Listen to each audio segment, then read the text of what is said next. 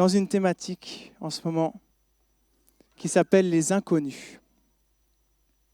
Et je vais donc partager avec vous un message que le Seigneur a déposé sur mon cœur sur cette thématique des inconnus. Je vais d'abord commencer par vous présenter 4 images ici. Est-ce qu'on peut avoir la diapo qui suit ? 4 images. 4, plutôt 2 visages, une photo, un nom, que l'on connaît, que l'on ne connaît pas, qui évoquent en nous un souvenir. Peut-être qu'on connaît simplement le visage, peut-être qu'on connaît le nom, peut-être qu'on connaît vaguement ce à quoi ça fait référence, peut-être qu'on est très renseigné sur le sujet, ou peut-être que c'est simplement des inconnus. Ici, je veux d'abord mettre en évidence que parfois on connaît un nom, on ne connaît pas son visage. Parfois on connaît le visage, on ne connaît pas le nom. Et parfois on connaît le nom, le visage, mais on ne sait pas quelle était cette personne et quelle était sa vie et quelle était aussi son œuvre. Les inconnus. Ici, vous avez Martin Luther King, connu, mais toujours inconnu aussi. Connu pour son nom, connu parce que ce nom est donné à des bâtiments, à des rues, ok. Connu parce qu'on sait qu'il a lutté contre la ségrégation raciale, mais inconnu sur qui il était dans l'intimité. Inconnu sur qu'est-ce qui dans son cœur s'est passé pour que cet homme, venu de nulle part, se lève, parle et ait un tel impact. À côté, on a un homme qui s'appelle Gutenberg, Johannes Gutenberg en allemand, un imprimeur dont je pense quasiment personne ne connaît le visage, mais on connaît parfois le nom souvent. C'est lui qui, du fin fond de son Allemagne, a inventé les lettres mobiles métalliques afin de pouvoir imprimer et éditer en grand nombre. Et le premier livre qui a été imprimé, c'est la Bible. Un homme, dans sa campagne, inconnu, mais dont l'impact retentit encore aujourd'hui. En dessous, vous avez une photo d'un cimetière. Un cimetière qu'on trouve en Normandie, pas loin des plages du débarquement. Ces milliers de croix blanches, ces milliers de vies d'inconnus, données, offertes, pour qu'aujourd'hui nous soyons libres en France. Et à gauche, le nom d'une femme dont je n'ai même pas réussi à retrouver la photo. J'ai cherché. J'ai trouvé une photo très pixelisée, très ancienne, qui ne ressemblait à rien, donc j'ai mis juste son nom. Hélène Biolay. Nom standard, très très basique. Mais cette femme, année 1930 environ, à Vraise, encore en Normandie. Yes. Cette femme tenait un bar, le Ruban Bleu. Cette femme était chrétienne et elle était aussi cofondatrice d'une église baptiste évangélique. Cette femme à la tête d'une église. Amen. Et cette femme qui a eu écho d'un réveil spirituel en Angleterre et qui a osé inviter des hommes tels que Smith Wigglesworth, George Jeffreys ou encore Douglas Scott à juste venir partager. Et de ce juste, est-ce que vous pouvez venir, est né l'un des plus grands réveils évangéliques chrétiens en France, dans les années 1930, dont nous, ici, nous sommes encore l'héritage. Si l'Église d'Orléans existe en tant qu'Assemblée de Dieu aujourd'hui, c'est parce qu'un jour, Douglas Scott est venu en France, et il est venu en France parce qu'un jour, Hélène Biolay s'est dit, tiens, si on l'invitait par chez nous. Je veux mettre ici en avant que ce qui compte n'est pas tellement le nom de la personne, son visage, mais ce qui compte, c'est ce que la personne laisse derrière elle. Ce qui compte, c'est de voir que des hommes et des femmes tout à fait ordinaires peuvent avoir un impact un véritable impact de qualité et d'une ampleur que l'on ne peut même pas imaginer. La Bible nous parle de ce Dieu qui peut faire infiniment au-delà de tout ce que l'on peut penser ou imaginer. Je pense que sur ces 3 personnes et sur ces milliers de morts là, pour la guerre, parmi lesquels il y avait forcément des gens qui croyaient en Dieu, ils ont fait cela. Ils n'ont pas eu conscience de ce qui allait découler derrière. Mais ils l'ont fait. Ils ont osé. Ils se sont levés. Aujourd'hui, le titre de mon message, c'est « Inconnu, mais important ». Inconnu, mais important. Et on va commencer avec la première partie en parlant d'un célèbre inconnu, Jésus. Jésus, ce célèbre inconnu. C'est le titre d'un livre du pasteur Joël Chédru, encore un Normand.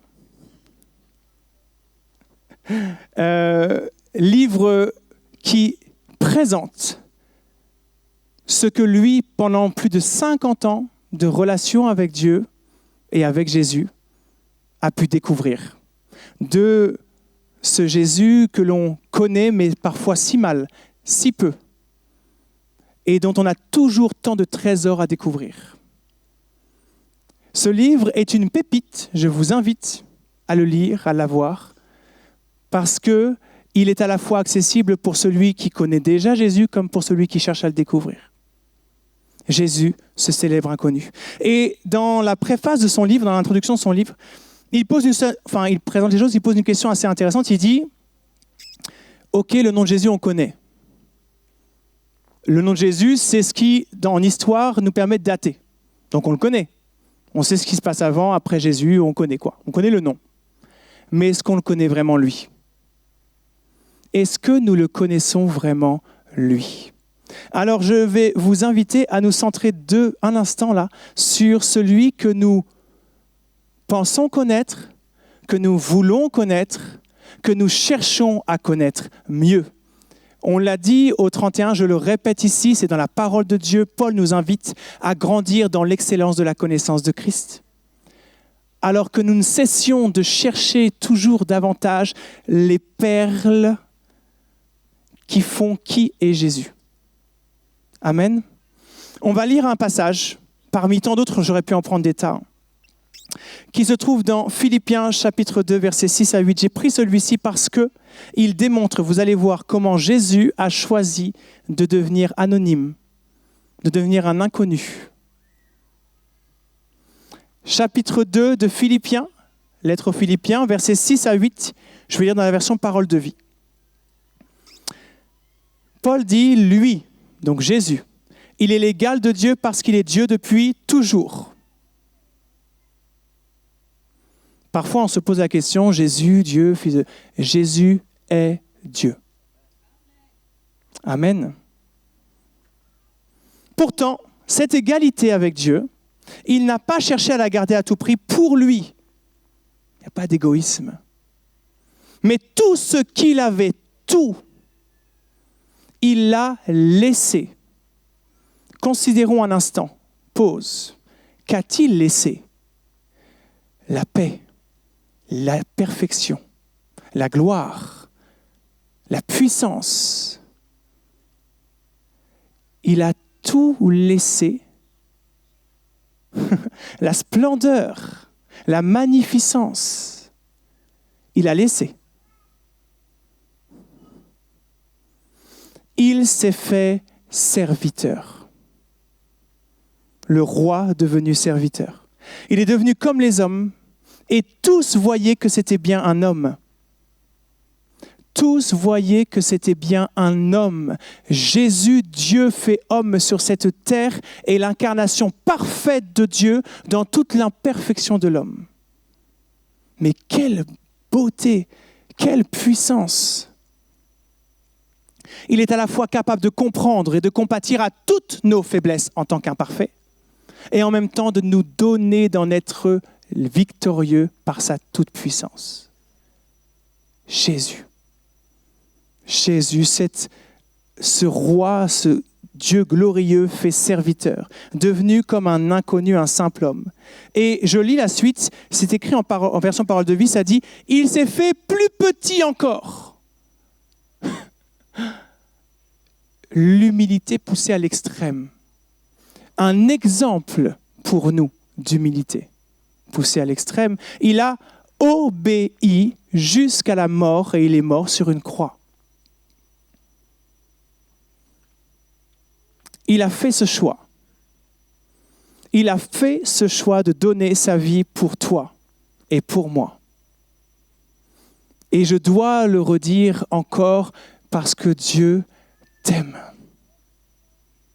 Là où tu es, ici, de l'autre côté de la caméra, peu importe là où tu es, Dieu t'aime. Dieu t'aime dans la situation où tu es. Et il ne porte sur ta vie absolument aucun jugement. Il compatit et il désespère que tu saisisses sa main au travers de Jésus pour vivre le pardon, la guérison et la vie nouvelle en Jésus-Christ, dans une victoire éternelle. C'est ça, Jésus. Mais ça part d'un Dieu glorieux qui a choisi de passer comme un inconnu parmi tous les autres. Et pourquoi il a fait ça? Parce qu'il nous aime, parce qu'il est amour. J'ai écrit ici que l'amour de Dieu ne peut pas supporter le péché de l'homme. Pourquoi j'ai noté ça? Parce que l'amour de Dieu n'est absolument pas sentimental. On ne parle pas de quelque chose d'affectif. On parle d'un amour qui te regarde dans les yeux et qui sonde sans aucun souci jusqu'aux profondeurs de tes pensées, de qui tu es, et qui voit à la fois le péché, mais à la fois la merveille de créature que tu es.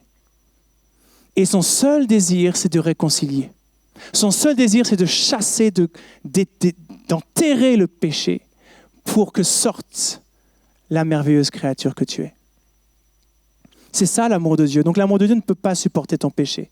Mais par contre, il ne peut pas supporter de t'abandonner dans ton péché. Il ne supportera pas de t'abandonner dans ton péché, jamais. Tu tombes et tombes encore, eh bien, viens à Jésus.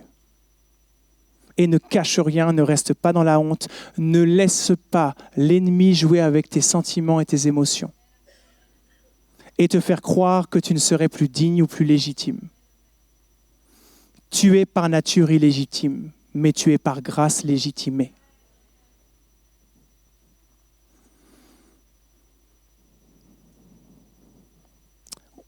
On va prendre un deuxième texte qui nous illustre parfaitement cet amour, qui dit, c'est un texte qu'on connaît par cœur, mais je veux le redire et je veux le proclamer avec force. Dieu a tant aimé le monde. Le monde, c'est toi et c'est moi. Dieu a tant aimé Michael, Richard, qu'il a donné son Fils unique afin que tous ici et Michael Richard croient en lui et ne périssent pas, mais que je puisse et que nous puissions avoir, posséder déjà la vie éternelle, une assurance. Alléluia! Quelle puissance! Et ensuite, c'est écrit, Dieu en effet n'a pas envoyé son Fils dans le monde, donc vers toi ou vers Michael Richard, non, pour le juger. Non. Mais pour le sauver. Merci Seigneur. Merci Dieu, notre Père, pour le don de Jésus.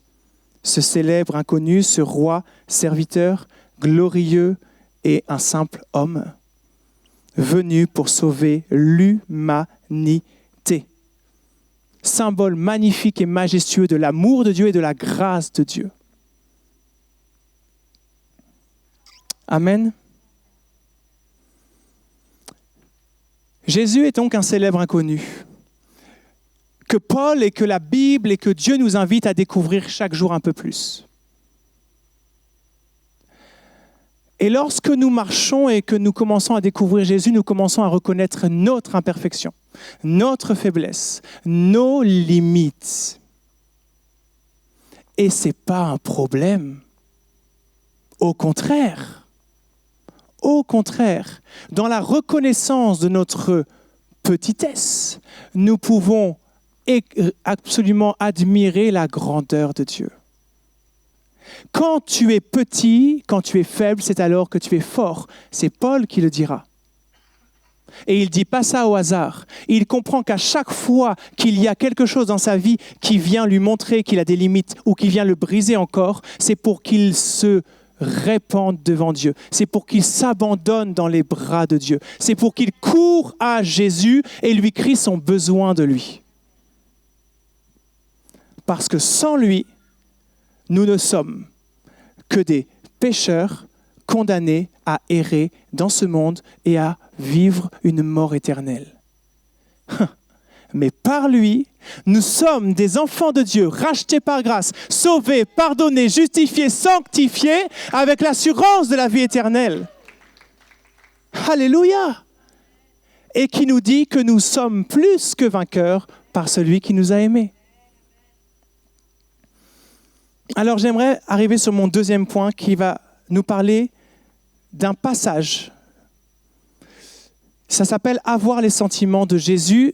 On a lu au début le texte Philippiens 2, versets 6 à 8, qui nous présente qui est Jésus, en tout cas dans une grande partie de sa nature et de sa mission. Mais juste avant, Philippiens 2, verset 5. Version Louis II, je prends la version Louis II, mais il y a d'autres versions. C'est écrit « Ayez en vous, les sentiments qui étaient en Jésus-Christ. » Ayez en vous les sentiments qui étaient en Jésus-Christ. Cette parole résonne encore ce matin pour nous. C'est « Aie en toi, ayons en nous les sentiments qui étaient en Jésus-Christ. » Mais qu'est-ce que ça veut dire? Qu'est-ce que ça veut dire? Comment je peux vivre les sentiments de Jésus? De quoi on parle?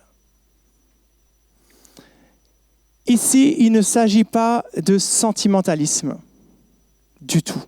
Les sentiments est un choix de traduction pour le mot en grec qui est dit « touto ».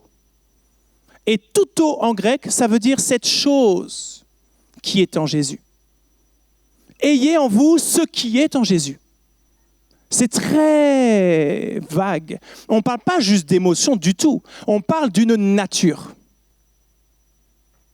Sois le représentant, le reflet de la nature de Dieu, de la nature de Jésus. Vis-le, transmets-le. Et juste après, il explique, mais oui, ayez en vous ce qui est en Jésus. Lui, il était égal à Dieu et il n'a pas regardé son égalité, il s'est abaissé. Humilité. Il s'est donné. Amour. Et on aurait des tas d'exemples, encore et encore, à mettre en avant, qui nous poussent à vivre ce qu'est Jésus et donc à avoir ces sentiments qui étaient en Jésus. Et pour illustrer cela, je vais prendre l'exemple d'une petite fille, anonyme elle aussi, toute inconnue, sur laquelle vous êtes peut-être arrêté ou pas, mais sur laquelle le Seigneur m'a arrêté. Une petite fille qui se trouve dans le livre des Rois, deuxième livre des Rois au chapitre 5. On va lire ensemble, deuxième livre des Rois au chapitre 5, versets 1 à 3. Et on va voir l'exemple d'une petite fille qui va illustrer le fait d'avoir les sentiments de Jésus. Et je tiens à dire maintenant, ça c'est très important, mais je vais le souligner derrière encore, cette petite fille se trouve dans l'Ancien Testament. Ok ? Ça veut dire que Jésus n'est pas encore révélé. Il n'est pas encore venu sur terre. Mais cette petite fille illustre déjà le cœur du Père et le cœur de Jésus. Pourquoi? Pourquoi? Parce que Dieu, omniscient et hors du temps, avait déjà tout prévu. Et dès le départ, son plan de salut était déjà établi. Au temps où lui l'avait décidé, souverain qu'il est. Il ne s'est pas dit au bout de quelques siècles, « Oh là, c'est la galère, il faut que j'envoie Jésus ». C'était bien prévu d'avance. Dès que le péché est entré dans le monde, il a dit « Non, je ne t'abandonnerai pas. Je vais mettre en place un plan parfait pour que tu sois sauvé. » Et ça passe par Jésus. Et on va voir comment cette petite fille déjà préfigure cela. toute anonyme qu'elle est, mais pas moins importante. 2 Rois, chapitre 5, au verset 1er, on lit ensemble. Naaman, chef de l'armée du roi de Syrie, jouissait de la faveur de son maître et d'une grande considération, car c'était par lui que l'Éternel avait délivré les Syriens. Mais cet homme fort et vaillant était lépreux. Or, les Syriens étaient sortis par troupes et ils avaient emmené captive une petite fille du pays d'Israël, qui était au service de la femme de Naaman. Et elle dit à sa maîtresse, « Oh, si mon Seigneur était auprès du prophète qui est à Samarie, le prophète le guérirait de sa lèpre. » Amen. Amen. Non, je ne vais pas parler de Naaman. Je vais parler de cette petite fille. On va porter nos regards sur cette petite fille. D'abord, des éléments de contexte. Naaman, chef général en chef de l'armée du roi de Syrie. On n'est pas sur un petit pédigré là. Hein. D'accord ? On est sur quelqu'un d'estimé, de prestigieux, qui a eu une place et un statut notable. Et en plus, il a la faveur du roi, il a toute sa considération, donc waouh, un grand des grands. Un peu comme un premier ministre ici. Hein. Mais le problème, en tout cas c'est un problème pour lui, il est malade. Vous me direz, t'es malade. Non, il a la lèpre. Alors lèpre ici, je précise que ce n'est pas forcément la lèpre que nous connaissons. Dans la Bible, à chaque fois qu'on parle de la lèpre, on parle en fait d'une maladie de peau. Donc il y a plein d'assimilés différents. Mais toujours est-il que, à cette époque, puisqu'on n'a pas l'avancement de la connaissance médicale d'aujourd'hui, on parle de lèpre et on considère cela, dans toutes les cultures là, du Moyen-Orient, comme la maladie des paysans. Donc on a un gars qui est haut placé, qui se retrouve à devoir subir la maladie des paysans. Mais c'est quoi ? Il le vit très très mal. Non seulement parce qu'il a mal, physiquement, mais parce qu'il se sent aussi totalement humilié. Et donc ce chef estimé se retrouve quelque part marginalisé. Pas par la loi, hein, parce qu'en Syrie, il n'y a pas la même loi qu'en Israël. En Israël, il aurait été clairement marginalisé. Ici, là, en Syrie, il n'y a pas la même chose. Donc, il n'est pas marginalisé par la loi, mais étant victime de la maladie, de cette maladie de paysan, là, pour lui, c'est une vraie marginalisation.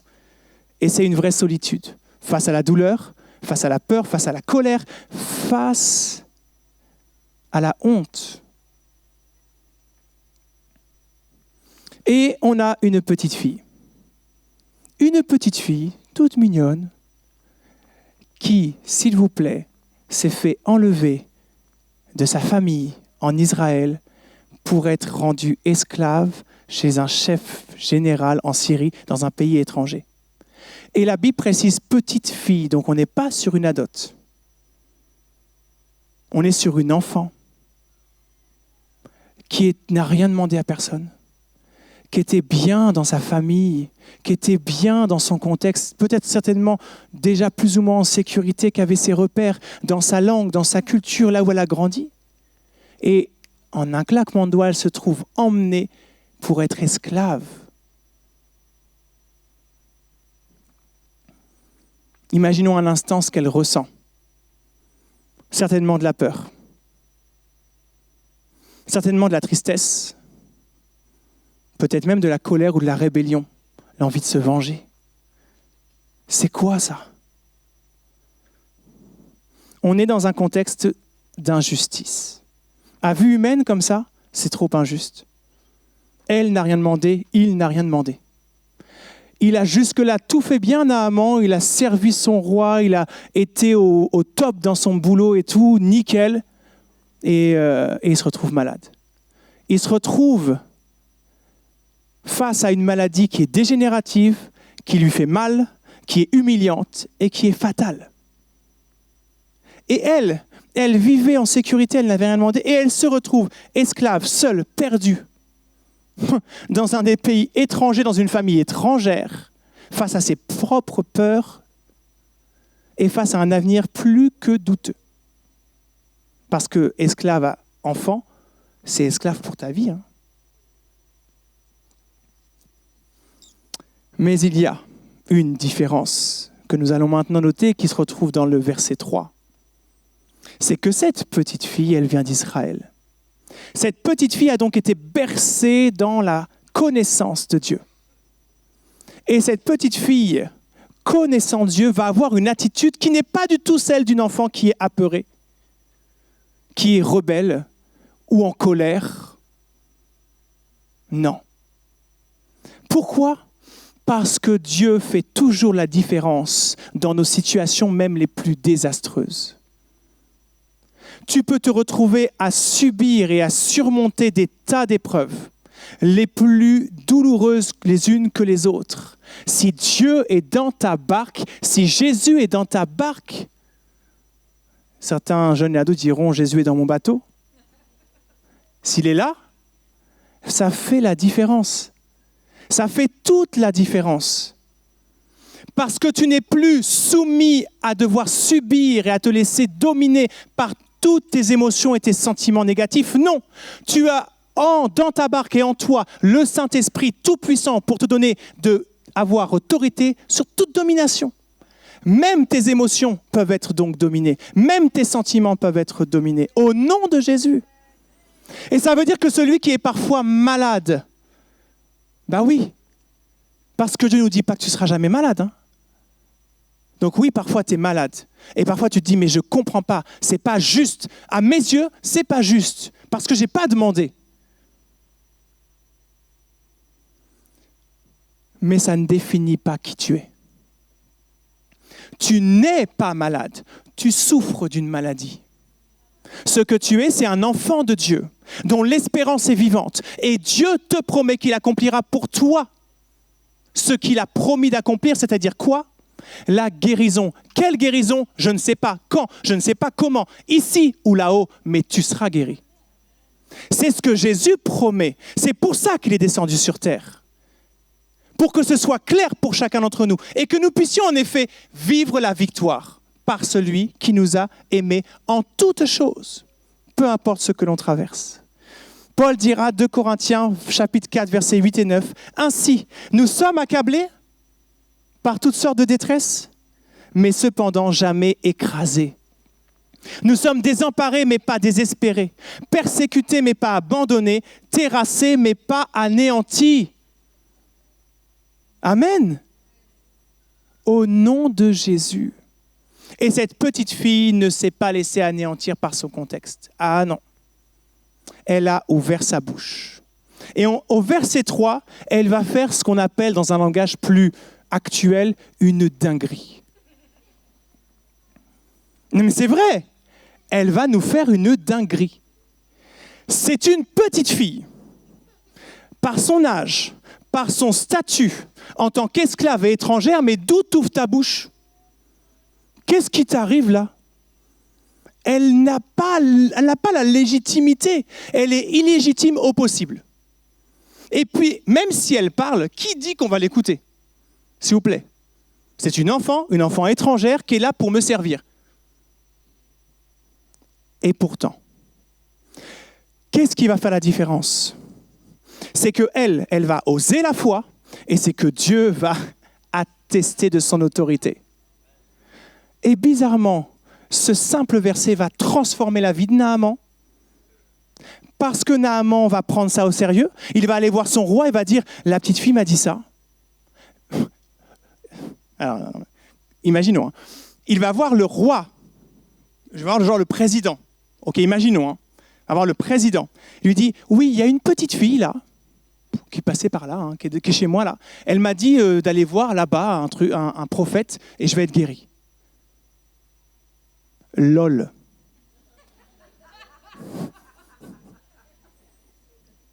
C'est une blague. Le roi, parce que Dieu atteste là aussi son autorité et il conduit toutes choses, le roi, qu'est-ce qu'il fait ? Il dit, ok, je vais t'écrire une lettre pour le roi d'Israël Et puis, tu vas aller là-bas et tu vas être guéri. Et quand il arrive devant le roi d'Israël, Naaman, et qu'il donne sa lettre, là, on a une réaction à peu près logique. Le roi d'Israël, il fait « Quoi ? Mais n'importe quoi !» Mais il déchire ses vêtements, il est au bout de sa vie, il se dit « Mais qu'est-ce qu'il me fait là ? Je suis qui, moi ?» Là, on est sur quelqu'un qui, a priori, a bien capté qu'il y a un truc bizarre. Et Élisée va lui dire « Non, mais envoie-le-moi. » Et Élisée, au nom de Dieu, au nom de l'Éternel, va le guérir. Il va aller se laver, etc. Bref, c'est encore des mystères de Dieu, mais il va le guérir. Dieu va le guérir et il va faire plus. Naaman va aller là-bas, va être guéri de sa lèpre et va confesser que l'Éternel est Dieu. Si ça, c'est pas glorieux. Donc cette petite fille a fait une dinguerie. Elle a dit, mais si seulement mon maître était là-bas, il serait guéri. Elle a crié l'amour de Dieu, qui est désintéressé et qui ne regarde pas à ton statut, qui ne regarde pas à ta place, à ta personne, à ce que tu as bien fait ou mal fait, mais juste qui s'offre. Et ensuite, elle va dire, il guérira. Elle ne dit pas, je pense que c'est possible, on ne sait jamais, s'il est gentil. Non, non, non. Il le guérira. Parole de foi. Comme ce grain de moutarde placé dans le plus grand des dieux qui déplace toute montagne devant toi. Tu as une montagne devant toi. Et c'est possible. Tu as peut-être appris une nouvelle qui te submerge. Et c'est pour toi une montagne, il n'y a pas de problème. Place ta petite foi, ce qui te reste de foi, en Jésus. Et proclame la vérité de la parole de Dieu, proclame la puissance de Jésus, proclame ce que Jésus promet pour la suite. Ne reste pas focus sur le temps présent, vois large et loin avec lui. Et ta montagne là, elle se jette dans la mer. Au nom de Jésus, au nom de Jésus. Et elle a ouvert un acte prophétique, cette petite enfant. Parce que elle est allée parler à un étranger pour le ramener en Israël. Déjà, ça c'est interdit. Pour qu'il rencontre Dieu. Ici, Dieu voulait montrer à tous, regardez ce que je prépare. Un jour, quelqu'un viendra, et ce quelqu'un, c'est Jésus. Et il réconciliera le monde entier. Quiconque croit avec moi, Dieu le Père. Peu importe la culture, la religion, peu importe ton âge, peu importe ta situation, peu importe les horreurs que tu as commises. Du meurtrier adultère à celui qui ne fait que des petits vols de passage ou qui ment de temps en temps, c'est la même chose. Dieu offre Jésus pour te sauver. Et c'est ce que cette petite fille, elle dit ici. Est-ce qu'elle savait ça? Non. Est-ce qu'elle a agi pour dire comme ça, on va savoir que non. Elle était animée des sentiments de Jésus. Elle n'avait pas rencontré Jésus, non, non. Mais Jésus est Dieu. Animée de son cœur. Et alors, elle a juste osé la foi, elle n'a pas regardé. Elle a été poussée par le Saint-Esprit. Petite, mais costaud. Audace, puissance, parole de malade. Et je souligne ici que l'âge n'est pas un obstacle. L'âge n'est pas un obstacle. Dieu aime et se sert des enfants. Est-ce qu'on a des enfants dans la salle? Il y en avait au premier culte. Les enfants, levez la main. Où êtes-vous les enfants? Ok. Les enfants, Dieu vous aime. Les enfants, Dieu vous aime. Les enfants, Dieu vit en vous. Dieu veut vivre en vous. Dieu veut vous utiliser. Il veut, au travers de vous, pouvoir dire aux copains, Dieu t'aime toi aussi. Il veut, au travers de vous, pouvoir dire aux copains, Dieu peut te guérir. Peut-être que tu as des copains dans la classe qui ont des difficultés à l'école. Eh bien, tu peux prier pour eux. Tu peux les encourager. Tu peux surtout leur montrer que ces difficultés ne définissent pas qui ils sont. Un mauvais élève, quelle mauvaise étiquette. Et c'est un enseignant qui vous parle. avec Dieu, ça n'a pas de valeur. Avec Dieu, chacun est précieux. Et toi, tu es précieux. Et tu peux montrer à l'autre qu'il est aussi précieux. Et peu importe ton âge, que tu aies de 2 ans à 18, 60, 80 ans, tu es important. Dieu ne regarde pas à l'âge. J'aimerais juste insister sur les enfants. Psaume 8, verset 3. Par la bouche des enfants, par vos bouches les enfants. Et ceux qui sont à la mamelle, tu as fondé ta gloire. Le psalmiste atteste que Dieu fonde sa gloire, imaginons, sa puissance, par la bouche des enfants. Pour confondre les adversaires et pour imposer silence à l'ennemi et aux vindicatifs. Les enfants ne sont pas des disciples en attente. Ils n'ont pas un Saint-Esprit junior. Ce sont des disciples de Christ, en formation, dès que nous leur parlons de Jésus et dès qu'ils choisissent d'écouter. Prions pour eux, accompagnons-les. Et ce n'est pas l'affaire de l'Église seulement, c'est l'affaire de chacun d'entre nous, chez nous, à la maison, au quotidien.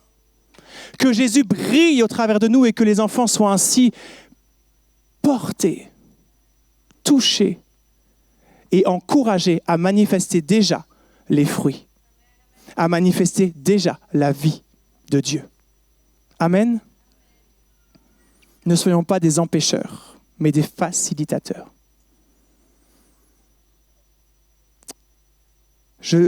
J'avance, je termine. Je vois que le temps passe et on a dépassé plein de choses, mais ça va aller. Je termine avec un témoignage là ici, avant de rappeler l'équipe louange. C'est le témoignage justement pour attester sur ce que les enfants font.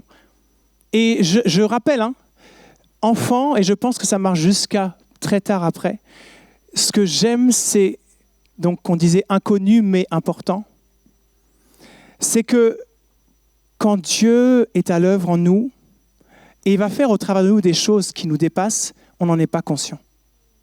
Ce n'est pas un truc qu'on calcule, qu'on fabrique. C'est des vies qu'on offre à Dieu et Dieu fait ce qu'il veut. Et à partir de là, on est parfois bien surpris de ce qu'il est capable de faire. Et j'ai un témoignage pour ça. Le 1er décembre, on a eu la tristesse d'apprendre que Bernard à Plaincourt était décédé, notre frère, de son cancer. Et ce jour-là, ce même jour, la petite fille de son épouse, Paulette Yvonne, donc, qui a une fille qui vit sur Paris, cette petite fille s'appelle Ava.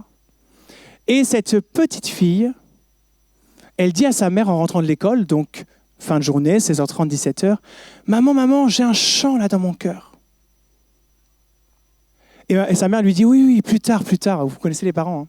Je suis fatiguée, là, attends, j'ai des trucs à faire. Plus tard. « Non, mais maman, vraiment, j'ai un... » Pourquoi Il fallait qu'elle lui dise qu'elle avait un chant et qu'elle lui chante. C'était « J'ai un chant. » Ok, allez, vas-y, chante ton chant. Et elle chante. « Jour de joie, jour de victoire, il étend sa main d'en haut, me retire des grandes eaux. Il me saisit et me délivre. L'Éternel est mon appui devant tous mes ennemis. Dieu se lève avec éclat et il marche devant moi. » Elle dit ça. Et au même instant, fin de journée, 17h10, Bernard décède. Et ensuite, cette maman, du coup, avec sa fille, Paulette l'appelle pour le lui dire. Et j'étais à côté de Paulette à ce moment-là, et sa fille lui dit, mais... Donc elle est évidemment triste. Et puis un peu plus tard, elle lui dit, mais tu sais que Ava, elle a chanté ça à ce moment-là. Et elles se disent, ouais, ok, enfin... Et moi, j'étais à côté, et je leur dis, mais comment Dieu est bon, et comment Dieu vous aime, et comment Dieu veut vous montrer qu'il vous n'êtes pas seul. Parce que dans ce chant, dans cette déclaration d'une petite bouche d'enfant, là, Dieu a voulu vous rappeler que oui, Bernard est parti, et c'est une tristesse, mais que Dieu a pris la victoire, parce qu'il souffrait ici. Et aujourd'hui, Dieu l'a saisi et l'a délivré Et face à toute l'adversité qu'il pouvait supporter, il se retrouve maintenant dans la paix et le repos éternel auprès de son papa. Ça a été pour elle une parole de consolation au travers d'un chant joyeux dans un contexte d'inhumation. Vous voyez comment Dieu est ? Il nous dépasse, mais il sait ce qu'il fait. Il sait ce qu'il fait. Amen. J'invite l'équipe louange à me rejoindre, on va conclure ensemble. Je voudrais terminer avec une photo. Voilà. Cet homme s'appelle Jacques Turle, et vous ne le connaissez pas, ou peut-être quelques-uns, mais je ne suis pas sûr. C'est un inconnu, pour vous, mais pas pour moi. Un inconnu, mais important. Parce que cet homme, c'est lui qui, un jeudi en 2003, il y a longtemps déjà, a choisi et a accepté de m'accompagner à une cérémonie d'inhumation dans une église à Rouen. Et c'est là que Dieu est venu toucher mon cœur. Est-ce qu'il était obligé ? Non. Est-ce qu'il me connaissait ? Oui. Est-ce que je l'avais déjà rembarré 20 fois pour Dieu ? Oui. Est-ce qu'il priait pour moi ? Oui. Et l'occasion s'est portée. Il s'est rendu disponible. Est-ce qu'il m'a matraqué ? Non. Est-ce qu'il a été présent ? Oui. Un homme simple, un homme avec le cœur et les sentiments de Jésus, qui a voulu partager ça avec le jeune que j'étais à cette époque-là. Juste par sa présence. Tout comme la petite fille a voulu partager avec Naaman qu'il y avait un Dieu qui pouvait la guérir en Israël. Et tout comme chacun d'entre nous, nous sommes ici les bénéficiaires de quelqu'un qui a été un peu inconnu et anonyme, mais qui a su manifester l'amour de Dieu pour nous et nous permettre de nous accompagner vers Jésus. Et tout comme nous sommes maintenant toujours peut-être inconnus, mais destinés assurément à être importants dans les mains de Dieu pour quelqu'un. Pas pour nous-mêmes, hein, pour quelqu'un. Pour quelqu'un. Inconnu, mais important. Finalement, cet homme, ceux qui nous ont aussi un jour parlé de Dieu, ceux qui nous ont ensuite accompagnés, ceux et celles, hein, et nous maintenant, nous sommes destinés à faire partie du chapitre Hébreux 11. Vous savez, le chapitre Hébreux 11, c'est un peu un chapitre qui n'est pas vraiment fini en réalité. À la fin du chapitre, après avoir nommé des grands héros de la foi connus et reconnus, on a la liste de tous ceux qu'on ne peut pas nommer. Il y en a un certain nombre, puis après, on parle de « ils » au pluriel et de ceux, C-E-U-X, qui ont fait et qui ont manifesté leur foi. Mais on ne peut pas les nommer, il y en a trop. Il en fait partie. Ceux qui vous ont un jour parlé de Jésus en font partie. Et vous en faites partie. C'est notre destinée. Et les enfants en font partie. Sont destinés à en faire partie. Et ensuite, on se retrouve à Hébreux 12, versets 1 et 2. On va lire ça pour finir. Et on peut dire et attester que cette grande foule de témoins nous entoure. Je lis en version parole de vie. Puisque cette grande foule de témoins nous entoure, rejetons nous aussi tout ce qui nous empêche d'avancer. Rejetons le péché qui nous enveloppe si facilement. Courons jusqu'au bout la course qu'on nous propose. Regardons toujours Jésus. C'est lui qui fait naître la foi et qui la rend parfaite. Il a accepté de mourir sur une croix sans avoir honte et en effet, il voyait d'avance la joie qu'il allait recevoir et maintenant, il est assis à la droite de Dieu. Amen. Est-ce qu'on peut fermer les yeux un instant? Prendre un temps de prière. Alléluia. Je voudrais parler à celui qui se sent inconnu. Inconnu dans l'église, inconnu des autres, qui se sent seul. Seul face à ce qu'il traverse, seul face à ses défis. Et je voudrais te rappeler que tu es important aux yeux de Dieu et important pour quelqu'un, même au milieu de tes défis et de ce que tu traverses. Je voudrais que on puisse se positionner pour oser la foi. La foi de marcher à la suite de Jésus même quand nos genoux sont fatigués. La foi de nous appuyer sur celui qui est le rocher des siècles. La foi de garder les yeux fixés sur lui seul et de manifester les sentiments qui étaient en lui. Que nous puissions avoir la foi de rejeter tout ce qui nous empêche d'avancer, au nom de Jésus. Les pensées, les mauvaises pensées, tout ce qui vient ici pour te dire que tu es moindre ne vient pas de Dieu. Tout ce qui vient dans tes pensées, dans ton cœur, pour faire nourrir en toi un sentiment d'illégitimité ou de disqualification ne vient pas de Dieu. Et au nom de Jésus, je prie pour que ces forteresses tombent. Je prie pour que la vérité brille. Je prie pour que tu saisisses la puissance de cette vérité dans ta vie. Et que tu te lèves. Que tu te lèves. Non pas parce que tu es fort et capable, mais parce que tu t'appuies sur celui qui te donne la force et la capacité. Et que tout inconnu que tu es, tu saisisses que tu es important pour Dieu et important au travers de Dieu. Alléluia. Alléluia, Seigneur, que ton Saint-Esprit maintenant vienne attester ta parole, que ton Saint-Esprit maintenant vienne confirmer.